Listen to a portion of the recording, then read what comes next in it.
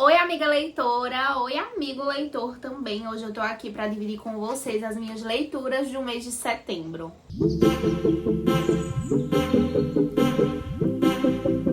Como vocês já sabem, eu sou o tipo de pessoa realista. Essa aqui é a minha lista de leituras de uma pessoa que trabalha de segunda a sexta e às vezes de segunda a sábado, 8 horas por dia, que pega transporte, que faz 1001 coisas, que não consegue ler no transporte. Também é um adendo. Eu sei que muita gente consegue aproveitar muito tempo de transporte público para leitura. Eu não consigo. Então, o meu ritmo de leitura ele é único e o seu também é. E eu já falei várias vezes que cada livro exige um tempo de leitura específico. E esse aqui é o meu saldo de setembro. Eu definitivamente não fico na pira de ler o máximo possível para chegar aqui com uma pilha de 28 livros. Se eu conseguir ler em um mês aquelas pilhas gigantescas, é porque foram leituras que pra mim funcionaram e que tiveram um ritmo ok. Mas eu nunca vou me obrigar a ler mais do que eu consigo ou ler superficialmente pra gerar uma pilha gigantesca de livro, como se isso fosse o que valida o meu conteúdo. Então aqui temos uma pilha sucinta, mas de livros bem legais que eu quero compartilhar com vocês. E uma quantidade realista de leituras. Primeiro ponto que eu quero destacar. Eu estou tentando colocar em dia a minha lista de livros de recebidos da tag inéditos. Eu sou assinante da tag desde 2021, só que eu no início consegui ler os livros com um ritmo legal. À medida que iam chegando eu ia lendo. No entanto, ano passado eu deixei vários livros da tag acumularem até hoje. Então eu tenho livros que foram da minha assinatura tag inéditos desde o ano passado, acumulados aqui que eu não consegui ler ainda. E eu tenho um tique, que é, quando eu recebo o livro, leio a resenha, por mais que eu goste e ache legal aquele livro, eu não leio de imediato, porque eu quero ler na ordem em que eu recebi os livros. Então isso acabou me atrasando um pouco mais. Teve vários livros que eu recebi esse ano da tag que eu li sobre, achei muito interessante. Até o próprio kit me instigou muito, mas eu segurei a leitura porque eu quero ler na ordem em que eu recebo. Então eu tô colocando em dia, e os livros que eu vou compartilhar com vocês que foram lidos agora em setembro, pra quem é assinante tag, vai reconhecer, se você é assinante, você vai reconhecer que foram livros que nós recebemos ano passado e eles estão inclusive na sequência, porque eu tenho esse probleminha de querer lê-los na sequência. Então são 4 livros que já foram publicados, tá? Mas que são da tag inéditos. Essas edições que eu tenho são da tag inéditos. Eu estou tentando colocar essas leituras da minha lista de leituras da tag em dia até o final do ano, para ano que vem eu voltar ao meu ritmo do início de ler assim que eles vão chegando e isso não culminar nesse acúmulo de livros que eu estou agora. Primeiro livro, seguindo a ordem, foi A Pequena Loja de Venenos. Esse livro eu achei maravilhoso. Esse é um livro da HarperCollins, então a edição também, sem ser da tag, é muito linda, a capa é bem legal. Bom, este livro aqui conta a história de... Na verdade, são 2 histórias que se passam em paralelo. A gente tem a história da Nella, que é uma boticária do século XVIII, e paralelamente a história da Caroline, que é uma mulher que tá passando por vários problemas pessoais e viaja para Londres para espairecer. Na verdade, essa viagem para Londres, ela deveria ser a viagem de comemoração de bodas, de casamento da Caroline, mas tudo dá errado porque nas vésperas dessa viagem ela descobre que tá sendo traída pelo marido. Então ela vai tentando se distanciar desse homem e tentar se reconectar com ela mesma dessa viagem para um lugar que ela queria ir conhecer já há muito tempo. Paralelamente, a gente tem a história da Nella, que é uma boticária que tinha uma loja herdada pela mãe, uma loja de remédios, num beco de Londres. E com o tempo culminou dela acabar parando de vender remédios. Essa loja ela era voltada especificamente para o público feminino. A mãe dela vendia remédios apenas para mulheres. majoritariamente para mulheres. E com o tempo, essa vocação, digamos assim, esse propósito da loja, ele meio que é desvirtuado, porque a Nella passa a vender venenos para essas mulheres. E aí são mulheres de todos os tipos, da Londres do século XVIII, que procuram ela discretamente para obter venenos, para solucionar algumas questões pessoais, como, por exemplo, assédio, como, por exemplo, maridos abusivos, ou, de fato, mulheres que precisam de remédios para curar enfermidades. E aí a história dessas duas personagens, apesar de distantes no tempo, elas se cruzam. E é super interessante. Eu adorei a leitura desse livro, recomendo bastante. Foi uma leitura super fluida, eu amei essa história. Inclusive, descobri que a capa da edição que tá à venda nas livrarias é tão bonita, porque assim que eu terminei de ler, eu quis comprar pra dar de presente, porque eu sou o tipo de pessoa que quando eu gosto muito de um livro, eu sempre depois vou, além de indicar, quando eu sei que uma pessoa vai gostar muito daquela história, eu imediatamente compro e presenteio. Então, a outra capa também é maravilhosa, linda. Ó, isso aqui vocês vão amar. Outro livro que eu também li, aí seguindo essa sequência, né, dos livros da tag, quem é assinante vai reconhecer também, que é um livro que foi enviado pra gente em 2022, foi Greenwich Park. Esse livro aqui, eu vou virar a maior panfletadora desse livro nas redes sociais, porque eu adorei essa leitura. Como que esse livro foi lançado desde o ano passado e eu não vejo as pessoas comentando sobre ele nas redes sociais, no BookTok? Gente, esse livro é muito legal. A gente começa lendo uma carta endereçada a Ellen, que é uma das personagens. Nessa carta, essa pessoa pede desculpas, diz que tá na cadeia e pede desculpas. Aí eu já fiquei com uma pulguinha atrás da orelha. Eu fui lendo pra tentar sempre entender quem era essa criatura que mandava essa carta da prisão pra essa mulher que tava grávida. Mas aí vamos por partes. A Ellen é uma mulher que tá grávida. Ela é casada com um empresário, um arquiteto que trabalha na empresa do pai dela. Ela tem uma casa super legal, aparentemente uma vida tranquila, um casamento ok, está grávida. Só que aí ao longo da história a gente vai percebendo as camadas da vida e da família dessa mulher. Tudo começa quando ela vai para uma aula desses cursos preparatórios para o parto, meio que esse acompanhamento pré-natal. Ela vai na expectativa de que o irmão dela, que também é casado com uma mulher que também está grávida, ela vai na expectativa de que eles compareçam e de que o marido dela também vá. Só que aí tudo começa a dar errado, porque nem o marido dela vai e o irmão com a esposa, que também tá grávida, dão um migué nela e também não comparecem. E aí ela fica lá chateada, sozinha, e conhece uma moça do nada que chega querendo fazer amizade com ela. Uma moça até um pouco esquisita. Essa garota, ela meio que vai tentando fazer amizade com ela o tempo todo. Onde ela vai comprar pão na rua, ela encontra essa garota sem querer. E essa moça, ela meio que vai de uma forma um pouco invasiva, tentando muito fazer amizade com ela. E a Ellen não sabe dizer não.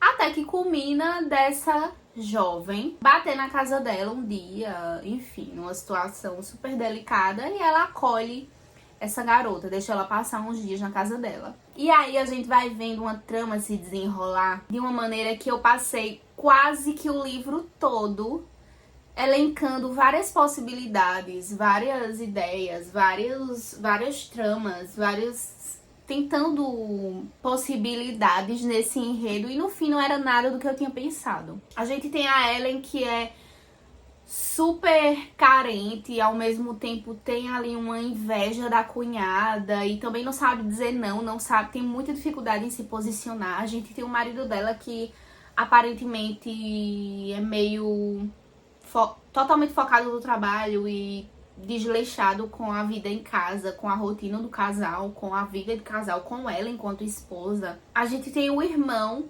que se mostra pra gente como uma pessoa responsável, bem-sucedida, mas ao mesmo tempo relaxada com o trabalho, não tão empenhado quanto o cunhado, que é quem toca a empresa da família. Um outro irmão totalmente distante que se constrói uma imagem de que ele é um drogado, uma pessoa que não quer nada com a vida. A cunhada, que dá indícios ao longo da história que não gosta muito da irmã do marido.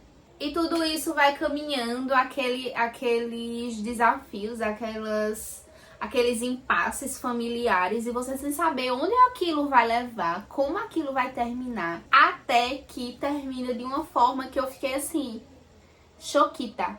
É claro que tem aí um pouquinho um viés, um pouco de um suspense. Pra quem já lê suspense e lê outros autores já renomadíssimos de suspense, pode achar alguns dos plots daqui óbvios. Eu particularmente não achei. No entanto, eu não tenho tantas leituras de suspense assim. Eu não tenho essa profundidade toda em suspenses, mas enquanto uma pessoa analisando a construção da obra, eu achei super bem acabada. Todas as lacunas foram devidamente preenchidas no final. Não ficaram, ao meu ver, pontas soltas na conclusão dessa história. E isso foi o que me deixou mais feliz ao terminar esse livro. Eu passei 300 páginas supondo coisas. Em 20 páginas finais eu fui surpreendida. Mas essas surpresas que foram provocadas em mim, elas não foram mal colocadas ou mal construídas. Elas conseguiram finalizar a história, fechando todos os pontos. Então, pra mim, essa leitura foi muito divertida. E esse é um livro que deveria ter mais hype, com certeza. Se você não leu ainda, leia Greenwich Park, é muito legal, eu adorei. Outra leitura foi Phoebe. No entanto, eu fiquei um pouquinho frustrada com esse livro, porque enquanto eu lia, eu já estava gostando muito da história, mas eu fui procurar a edição da publicação, enfim, normal desse livro e eu não achei. É como se ele não tivesse sido publicado pela editora. A tag inéditos, essa assinatura, geralmente ela traz para os assinantes um livro que ainda vai ser publicado nos próximos meses pelas editoras. Então, por exemplo, nós recebemos em dezembro do ano passado Loucos por Livros, que é daquela mesma autora de Leitura de Verão, que eu já li, e que também fez bastante sucesso. Então, alguns meses ou algumas semanas antes da publicação oficial pela editora, os assinantes tag inéditos recebem uma publicação com uma capa especial, feita especialmente para os assinantes, enfim. E aí, de todos esses que eu recebi, todos eles têm normalmente para vender nas livrarias com outra capa, né? Que é a capa comercial feita pela editora. E você encontra, você joga na Amazon, você joga no site da livraria, você vai achar Greenwich Park com outra capa, que é a capa feita pela editora. Você vai achar Pequena Loja de Veneno, você vai achar todos eles. No entanto, esse livro aqui, antes mesmo de terminar de ler, eu fui procurar também para presentear. E eu não achei. Não achei na estante virtual, não achei na Amazon, nem esgotado. Também não achei no site da própria editora, nem com naquela seção esgotado. Eu não sei o que aconteceu. É como se esse livro só tivesse existido nessa publicação da tag.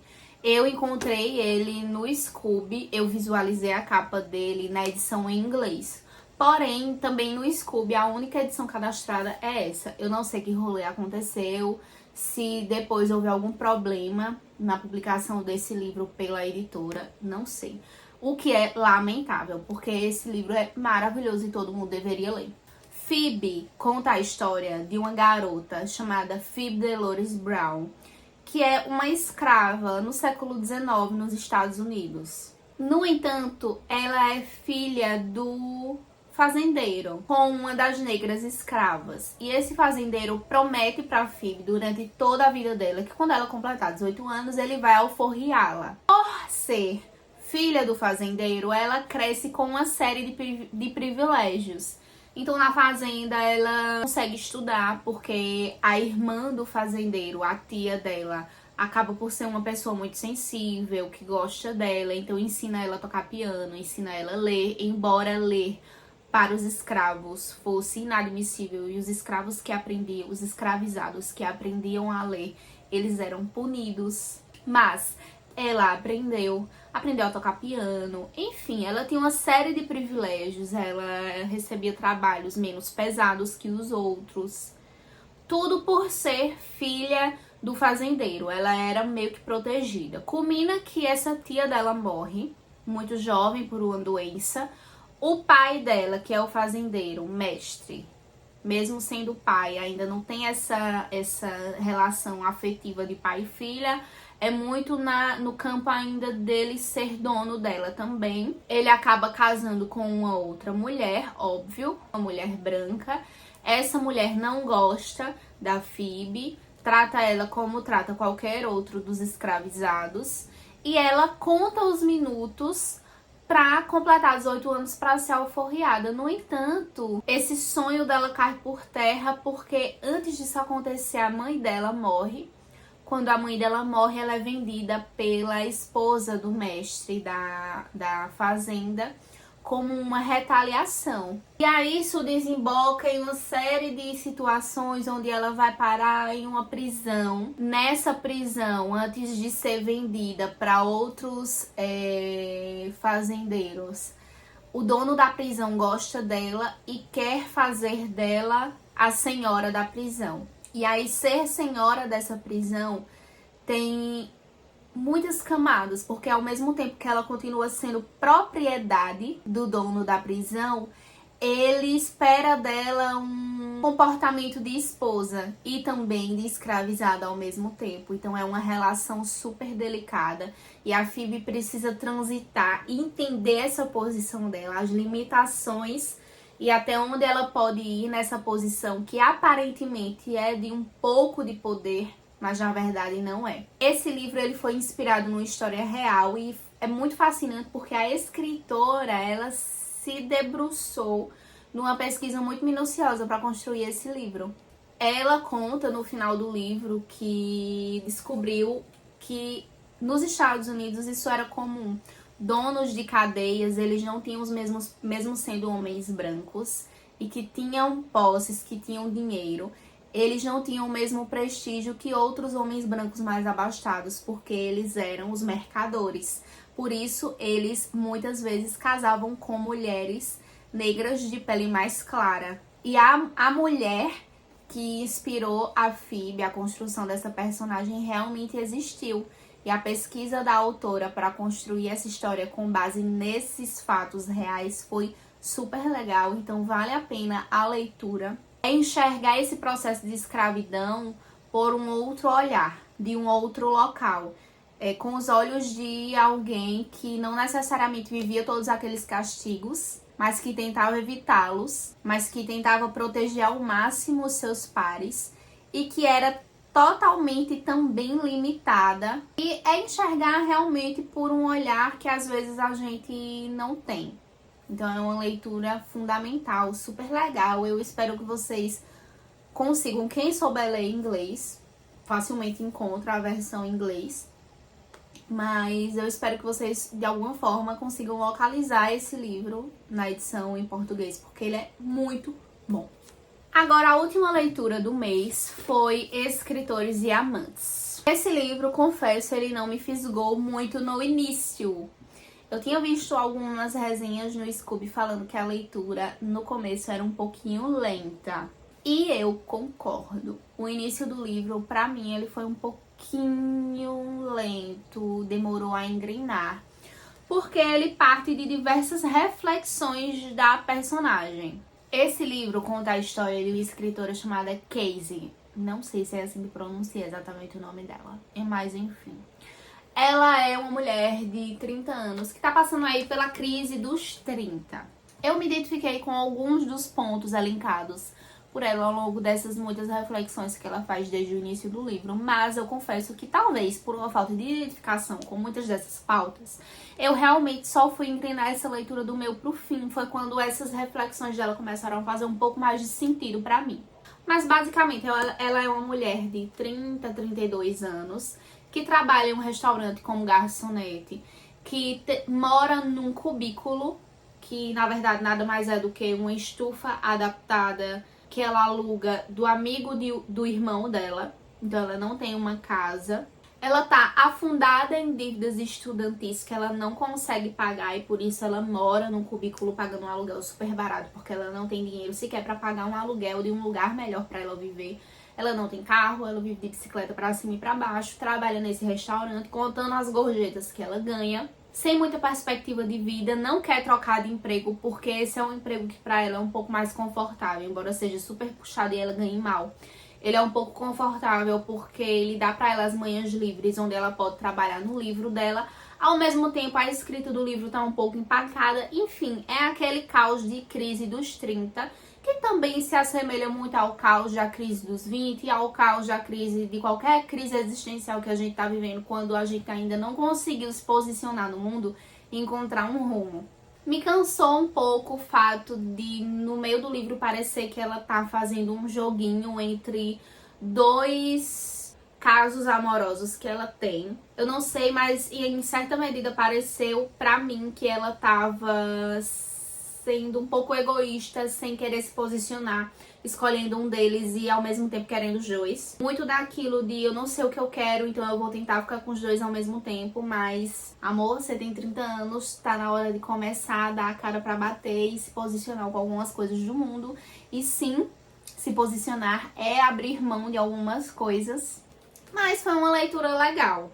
Do meio pro fim eu consegui entender melhor alguns desses dilemas pelos quais ela vivia, criar uma empatia maior pela personagem e entender essa fase de questionamento constante e de crescimento que é possível acompanhar no final do livro. Então foi uma leitura bem legal.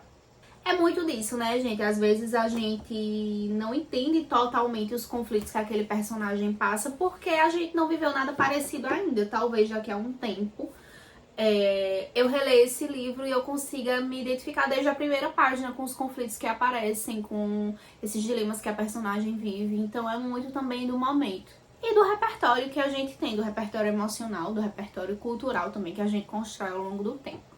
É isso, essas foram as minhas leituras do mês de setembro. Já comecei outubro lendo Colleen Hoover, o último livro que eu tenho dela aqui em casa físico e que eu ainda não tinha lido, todas as suas imperfeições, estou lendo. Muito provavelmente vou fazer aí uma reação a esse livro para o TikTok, então se você não me segue ainda nas outras redes sociais, por favor, me acompanhe.